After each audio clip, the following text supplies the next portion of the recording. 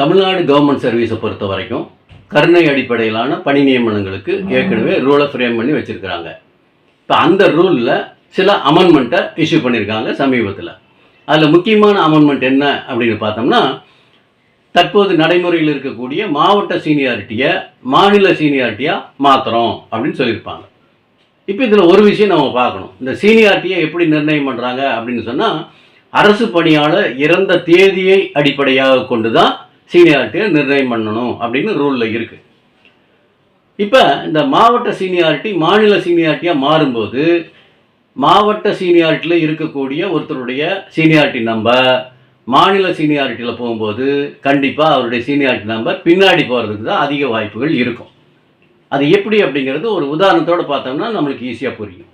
இப்போ ஈரோடு மாவட்டத்தில் ஒரே டிபார்ட்மெண்ட்டில் வேலை பார்த்துருக்கக்கூடிய 2 கவர்மெண்ட் சர்வெண்ட், ஒருத்தர் 2013 இறந்து போகிறாரு.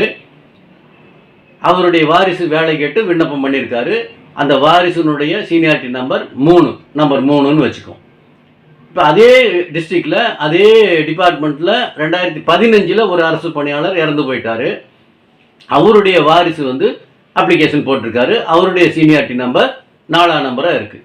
2013 இறந்தவரோட வாரிசுடைய சீனியாரிட்டி நம்பர் 3, 2015 இறந்தவருடைய வாரிசினுடைய சீனியாரிட்டி நம்பர் 4ஆக இருக்குது. இப்போ மாநில சீனியாரிட்டியாக மாறுது.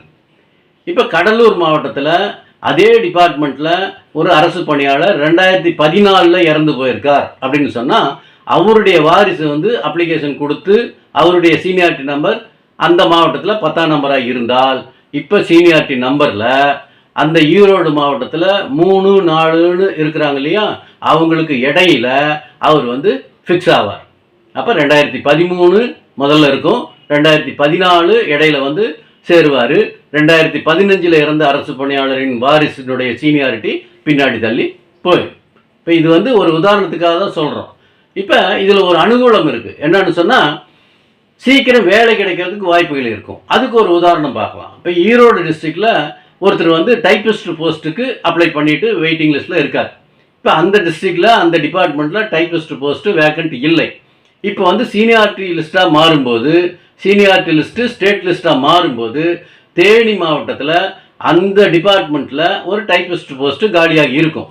இப்போ அந்த தேனி மாவட்டத்தில் இதுவரைக்கும் டைப்பிஸ்ட் போஸ்ட்டுக்கு சூட்டபிள் கேண்டிடேட் யாருமே அப்ளை பண்ணாமல் இருந்திருந்தால், இப்போ இந்த ஈரோடு மாவட்டத்தில் டைப்பிஸ்ட் போஸ்ட்டுக்கு அப்ளை பண்ணி வெயிட்டிங் லிஸ்ட்டில் இருந்துகிட்டு இருக்கிறவருக்கு தேனி மாவட்டத்தில் டைப்பிஸ்ட் போஸ்ட்டு கிடைக்கிறதுக்கு வாய்ப்புகள் இருக்குது. இதை தெரிஞ்சுக்கணும் அப்படிங்கிறதுக்காக தான் இந்த வீடியோ. நன்றி, வணக்கம்.